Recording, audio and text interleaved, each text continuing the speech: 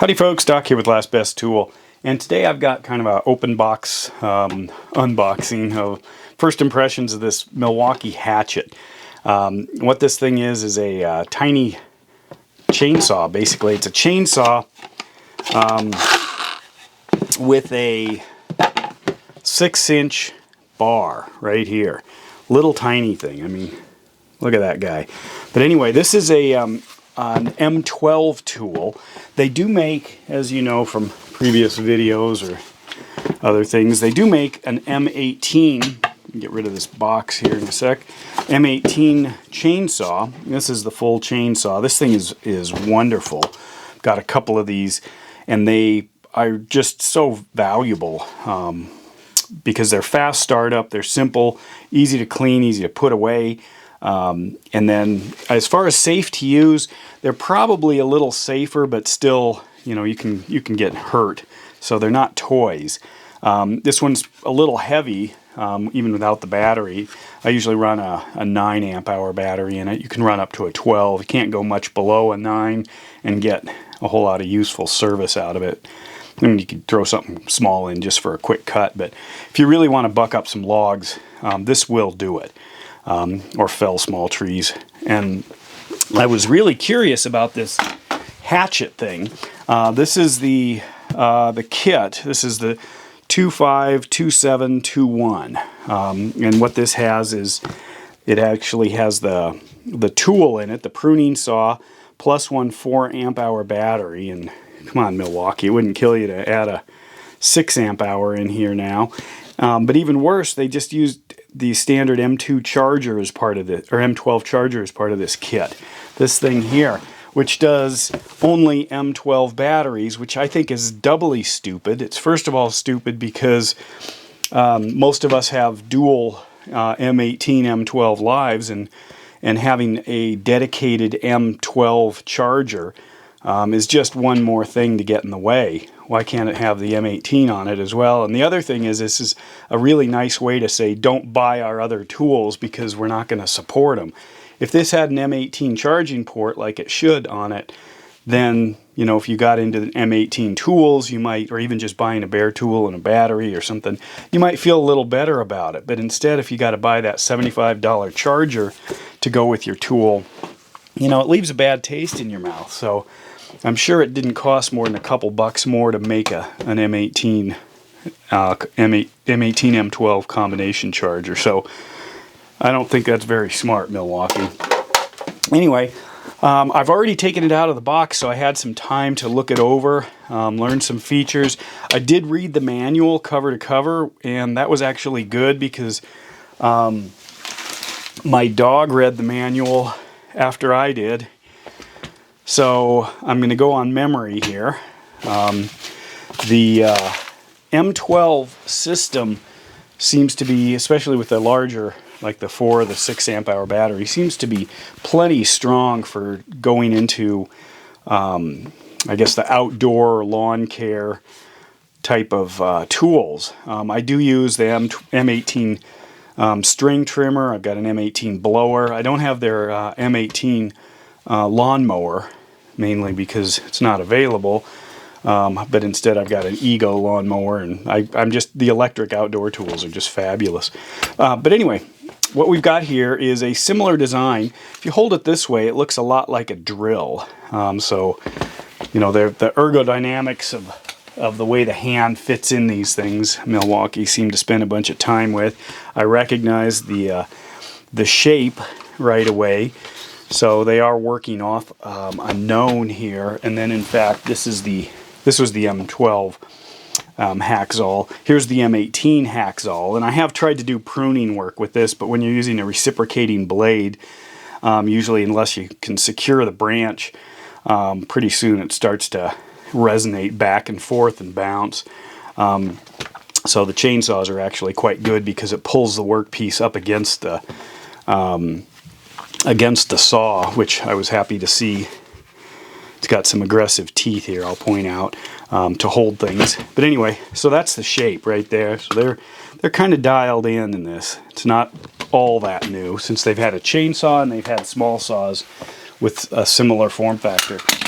Anyway, It's designed for a two-hand operation, probably like this. I think they call this a knuckle guard. I don't know why it's shaped like that. If anyone knows, I'd love to know.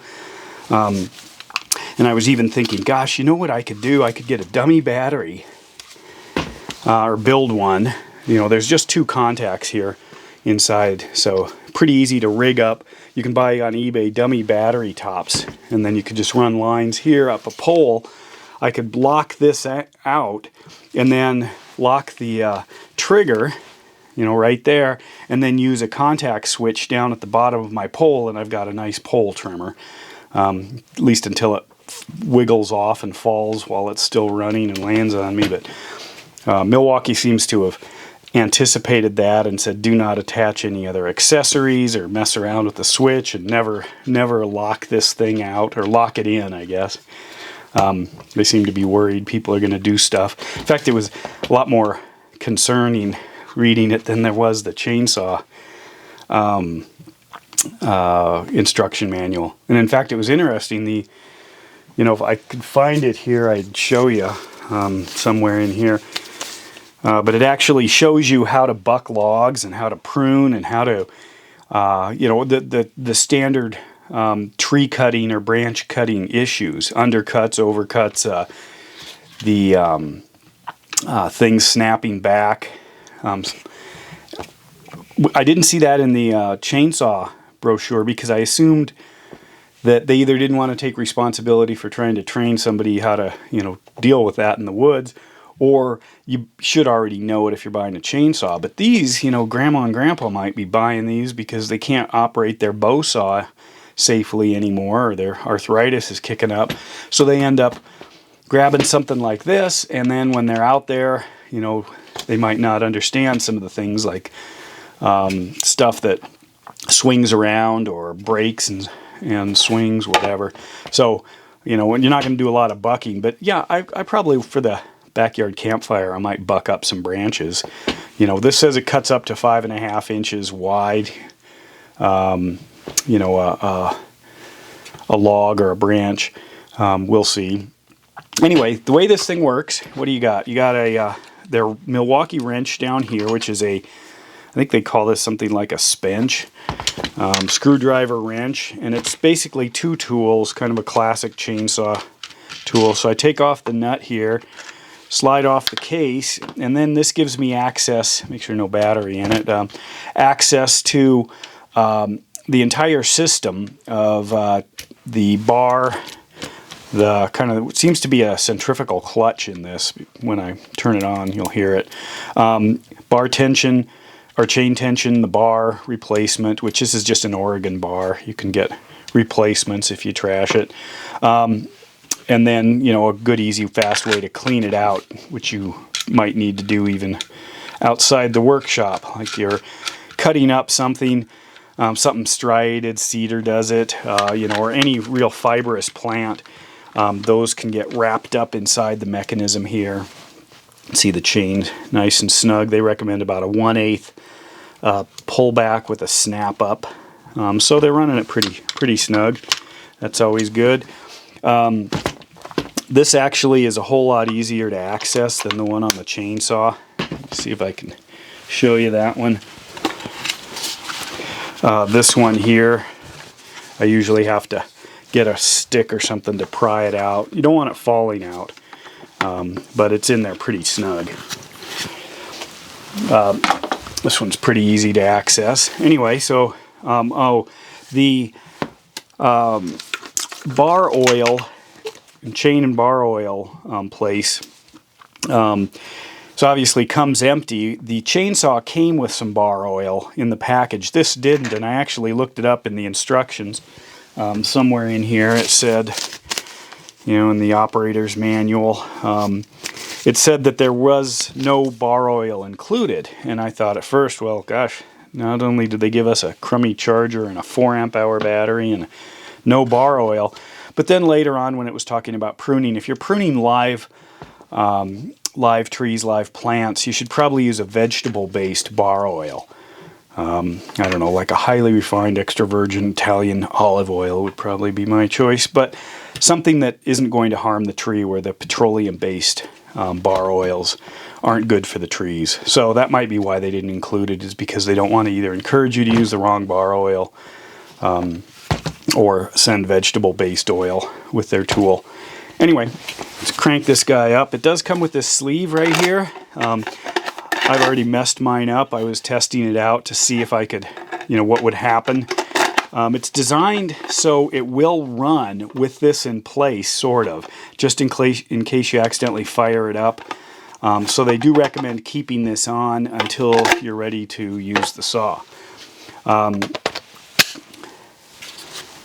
This was the whole kit. Retails for $250 with the battery, the tool, and the charger. If you listen, you can actually kind of hear the clutch engage and disengage.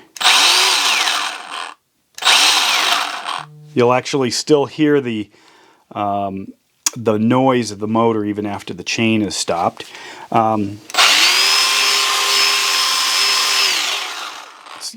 This is pretty light. Let me show you this. Ready to go in your hand, standing on the ladder, even though they say don't do that. Let me see if I can get that. There we go. 4.77 pounds. That's the entire tool. I think we're pushing over 15 for the chainsaw. So it's actually fairly light, which is kind of nice. Because it's going to be one of those that's going to be very easy to use one-handed, which is good. And I don't think with the kickback and, kind of any of the basic chainsaw safety considerations, they're all in place, all still serious, but you've got less happening here, less mass flying around.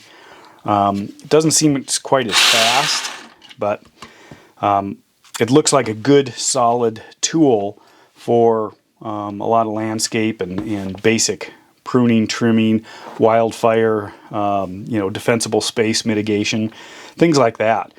Just looks like a great design. Anyway, I will let you know more after I've had a chance to play with it in the wild.